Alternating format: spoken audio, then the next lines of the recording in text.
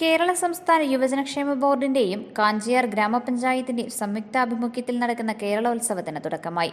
December 6, 7, 8 തീയതികളിൽ വിവിധങ്ങളായ കലാകായിക മത്സരങ്ങൾ അരങ്ങേറും. ഗ്രാമപഞ്ചായത്ത് പ്രസിഡന്റ് സുരേഷ് കുഴിക്കാട്ട് ഉദ്ഘാടനം ചെയ്തു. ഇടുക്കി ലൈവ് വാർത്തകൾ നിങ്ങൾക്കായി അവതരിപ്പിക്കുന്നത് Oxygen, the laptop expert. December 6, 7, 8 തീയതികളിലായാണ് യുവജനക്ഷേമ ബോർഡിന്റെയും കാഞ്ചിയാർ ഗ്രാമപഞ്ചായത്തിന്റെയും സംയുക്താഭിമുഖ്യത്തിൽ കേരളോത്സവം നടക്കുന്നത്. പരിപാടിയുടെ ആദ്യ ദിനത്തിൽ ക്രിക്കറ്റ് മത്സരത്തിന് തുടക്കമിട്ടുകൊണ്ട് ഗ്രാമപഞ്ചായത്ത് പ്രസിഡന്റ് സുരേഷ് കുഴിക്കാട്ട് ഉദ്ഘാടനം ചെയ്തു. കേരളോത്സവം 2024 ഇന്ന് കാഞ്ചിയാർ ഗ്രാമപഞ്ചായത്തിന്റെ APM ഗ്രൗണ്ടിൽ തിരിതെളിഞ്ഞിരിക്കുകയാണ്.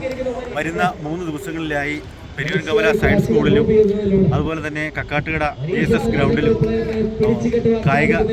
കലാകായിക മത്സരങ്ങൾ നടത്തപ്പെടുകയാണ്.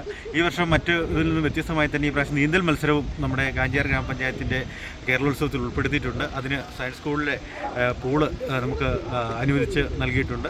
അങ്ങനെ 3 ദിവസങ്ങളിലായി കാഞ്ചിയാർ ഗ്രാമപഞ്ചായത്തിലെ ചുണക്കുട്ടികളുടെ കലാകായിക മാമാങ്കത്തിനാണ് ഇന്ന് ഇവിടെ തിരിതെളിഞ്ഞിരിക്കുന്നത്. ലളിതഗാനം, മാപ്പിളപ്പാട്ട്, നാടോടിപ്പാട്ട്, കഥകളി, ഓട്ടംതുള്ളൽ, മിമിക്രി, പ്രസംഗം, മാർഗംകളി തുടങ്ങി 28ഓളം കലാമത്സരങ്ങളും ഓട്ടമത്സരം, റിലേ, ഫുട്ബോൾ, ക്രിക്കറ്റ് തുടങ്ങി 22ഓളം കായിക മത്സരങ്ങളും നടക്കും. ഇത്തവണ പുതിയതായി നീന്തൽ മത്സരവും ഉൾപ്പെടുത്തിയിട്ടുണ്ട്. ലബ്ബക്കട, കക്കാട്ടുകട, പെരിയൻകവല എന്നീ കേന്ദ്രങ്ങളിൽ വിവിധ സ്ഥലങ്ങളിലായാണ് മത്സരങ്ങൾ സംഘടിപ്പിക്കുന്നത്.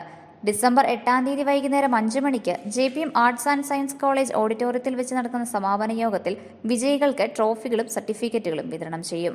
Idukki live news, Kattappana.